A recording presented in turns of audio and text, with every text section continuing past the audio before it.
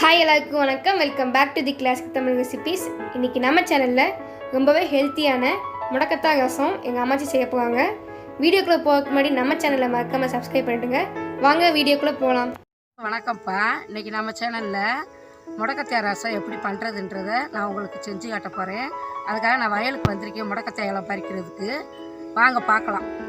இந்த பாருங்கள், எங்கள் ஊரில் ரொம்ப ஈஸியாக கிடைக்கும். இந்த பாருங்கள், வயக்காட்டில் இருக்குது.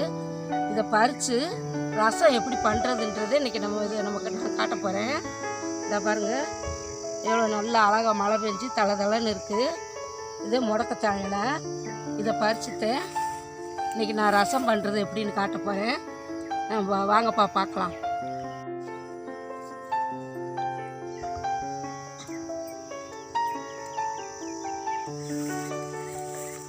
பாருங்கப்பா, நல்லா இது கடையில் நம்ம டவுன்லலாம் இது 20 ரூபா 30 ரூபான்னுவாங்க. இது நாங்கள் கிராமத்தில் இருக்கிறதுனால எங்களுக்கு இங்கே வயக்காட்டிலே ஈஸியாக கிடைக்குது.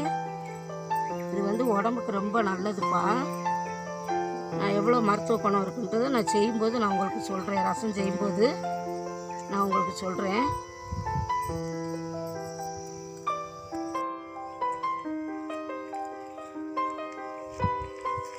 இதை பாருங்கப்பா, இதே முடக்கத்தாய் இலை எங்கள் ஊரில் வயக்காட்டில் ஈஸியாக கிடைக்கும். அதனால் நான் வயல்லே பறித்து நான் இன்றைக்கி உங்களுக்கு ரசம் செஞ்சு காட்ட போகிறேன். வாங்க பார்க்கலாம். வீட்டுக்கு வந்துட்டேன். வீட்டில் இதை நான் ஆஞ்சிக்கிட்டு இருக்கேன். இந்த இலையெல்லாம் ஆஞ்சிட்டு, ரசத்துக்கு தேவையான இலையெல்லாம் ஆஞ்சிட்டு கழுவிட்டு நான் ரசம் எப்படி வைக்கிறதுன்றதை உங்களுக்கு காட்டுறேன். வாங்கப்பா, முடக்கத்தாய் ரசம் செய்கிறதுக்கு தேவையான பொருள் என்னன்னு பார்த்துடலாம். இப்போ பாருங்கள், இந்த முடக்கத்தானை நான் ஒரு கைப்பிடி அளவு நான் இப்போ 2 பேருக்கு அளவுக்கு செய்ய போகிறேன். இந்த ஒரு கைப்பிடி அளவு எடுத்துக்கிட்டால் போதும். நீங்கள் ஒரு 4 பேர் 5 பேர் இருந்தீங்கன்னா இதே மாதிரி இன்னொரு பங்கு சேர்த்து நீங்கள் எடுத்துக்கிடலாம். நான் இதை இப்போ நான் வயக்காட்டிலேருந்து பறிச்சிட்டு வந்ததை நான் ஆஞ்சு 3 தடவை தண்ணி விட்டு நல்லா மஞ்சத்தூள் போட்டு கழுவி வச்சுருக்கேன். இப்போ ரசம் வைக்கிறதுக்கு இந்த எலுமிச்சம்பழம் அளவுக்கு இவ்வளோ புளி போகுது. ரொம்ப புளிச்சுன்னா நல்லா இருக்காது. சைஸுக்கு நான் எடுத்து ஊற வச்சு கரைச்சி வச்சுருக்கேன்.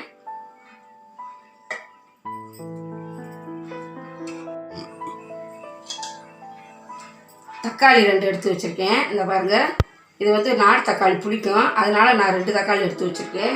போதும். அடுத்து பூண்டு கொஞ்சம் கூட போடணும்ப்பா இந்த முடக்கத்தாய் ரசத்துக்கு. அதனால் நான் ஒரு 10 பல்லு பூண்டு எடுத்து வச்சுருக்கேன். வரமிளகா 5 எடுத்து வச்சுருக்கேன். அரை டீஸ்பூன் மிளகு, 1 டீஸ்பூன் சீரகம். இது மல்லி தூளில் அந்த காம்பு, இது நான் மாடி தோட்டத்தில் போட்டதை நான் பறிச்சிட்டேன். அதில் இருந்த காம்புப்பா. இதெல்லாம் போட்டு நான் இப்போ மிக்சியில் போட்டு அடித்து நான் உங்களுக்கு காட்ட போகிறேன். வரமல்லி இது ஒரு 1/4 டீஸ்பூன் ரசத்துக்கு போட்டால் நல்லாயிருக்கும். ரசத்துக்கு ஒரு சிலர் போடுவாங்க, ஒரு சிலர் போட மாட்டாங்க. நான் எப்போயும் ரசத்துக்கு ஒரு 1/4 டீஸ்பூன் வரமல்லி போட்டு நான் வைப்பேன். எனக்கு அது பிடிக்கும். நீங்கள் விருப்பம் இருந்தால் போட்டுக்கலாம், இல்லைன்னா அது வேண்டாம். தேவையான அளவு எண்ணெய், ஒரு 1/4 டீஸ்பூன் மஞ்சத்தூள் போட போகிறேன். தாளிக்கிறதுக்கு கருவேப்பிலை கொத்து, மல்லித்தலை, தேவையான அளவு தாளிக்கிறதுக்கு கடலுந்தும் பருப்பு எடுத்து வச்சுருக்கேன். இப்போப்பா நான் இதெல்லாம் மிக்சியில் போட்டு நான் சும்மா ஒரு ஓட்டி எடுத்துக்க போகிறேன். பூண்டு போடுறேன். 2வது மிளகு சீரகம்,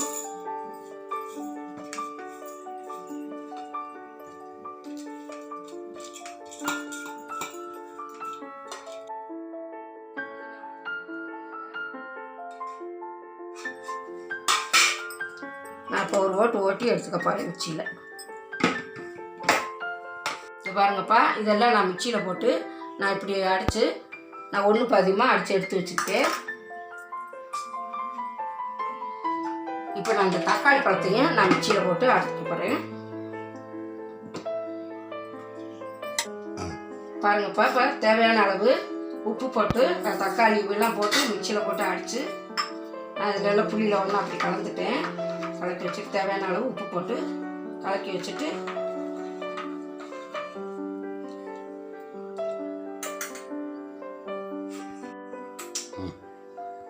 பாருங்கப்பா, இப்போ ஸ்டவ் ஆன் பண்ணி இந்த பாத்திரத்தை அடுப்பில் வச்சு பாத்திரம் கொஞ்சம் காயட்டும்.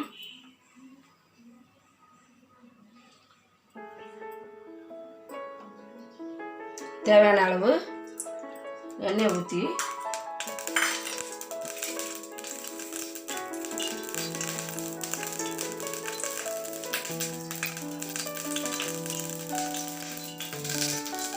கடலும் பருப்பு போடுறேன். இப்போ எண்ணெய் காஞ்சிருச்சு.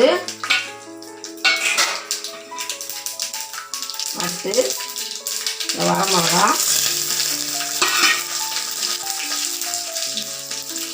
கருவேப்பிலை,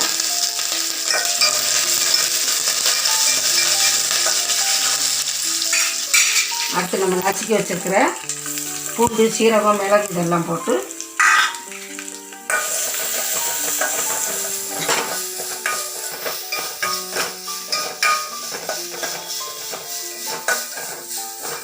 இது நல்லா வதங்கவும்.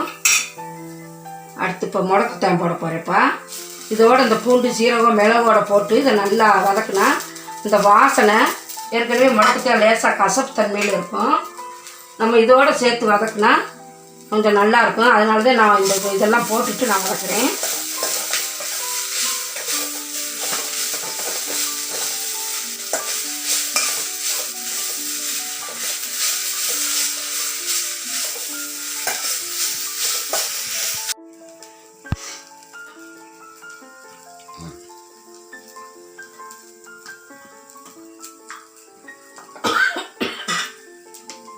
கால் டீஸ்பூன்